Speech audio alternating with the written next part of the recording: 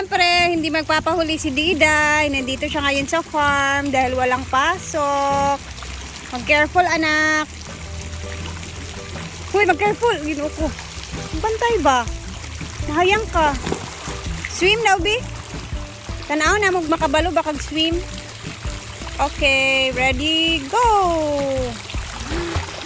Ayan, oh, marunong na siyang sa ilalim, guys.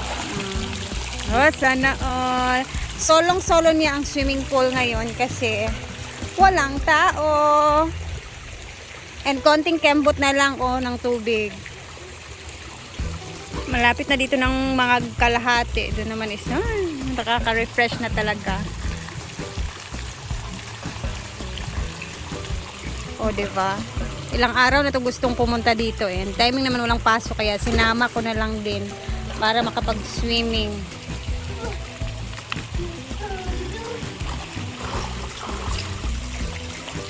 And dito naman is, ang init dito pala sa kabila. Na kaya pag step ani nak okay, init kayo ang tiles. Init kayo. Ayo gani, kainit kayo diri ra agi. Dito lang, dali lang, pagdali lang. Okay, init kayo diri. Saka na. Faster lang, kainit good siya. Nga dili na magdugay kaayo ha, later na sad sa afternoon ha. Kaya masubawan ka. Umagang umaga pa kasi Hindi na makapag-antay. Diba?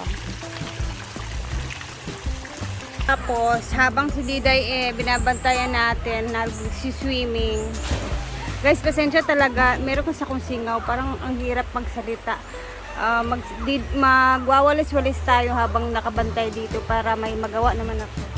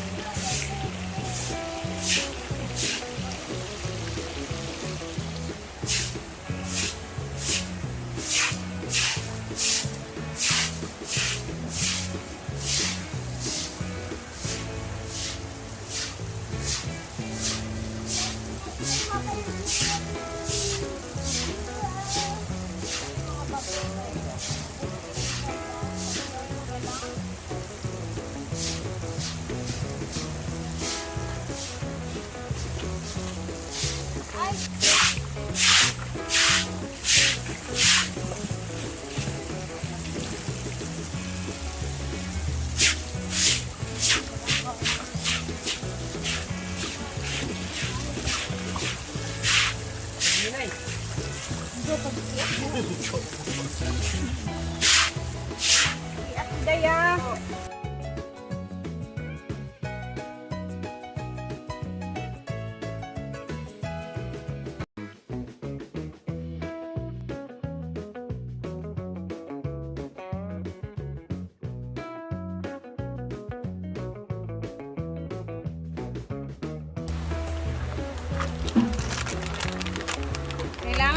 mag-eat dito lang sa labas. Bawal mag-eat sa pagbilang card, makita yung mukha niya.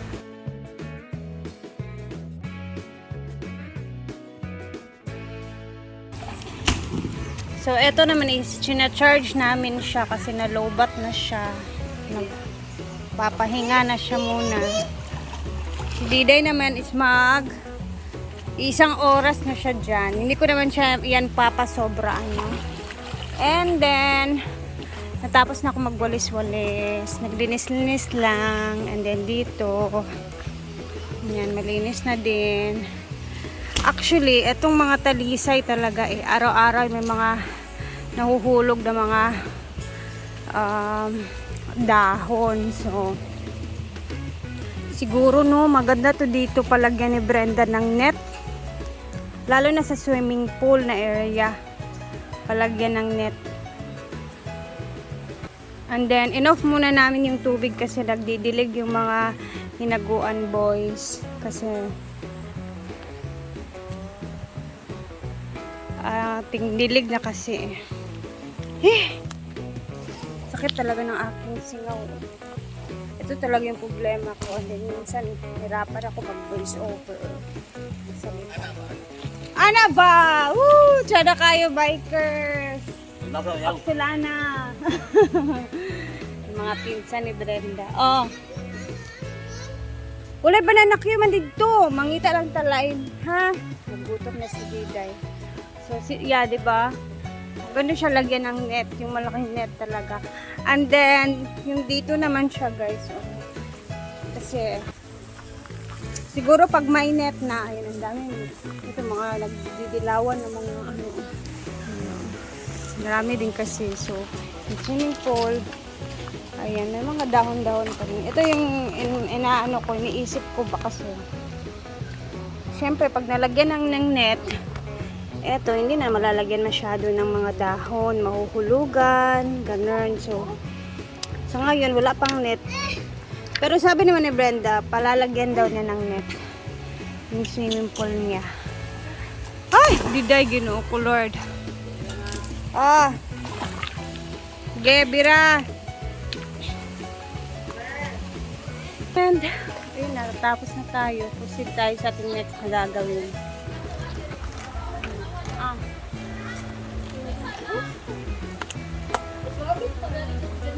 Siyempre, si Dila nagpapahinga na, and then tapos na din ako magwalis-walis, diba? At least may nagawa tayo habang nagbabantay sa bata, nagsiswimming.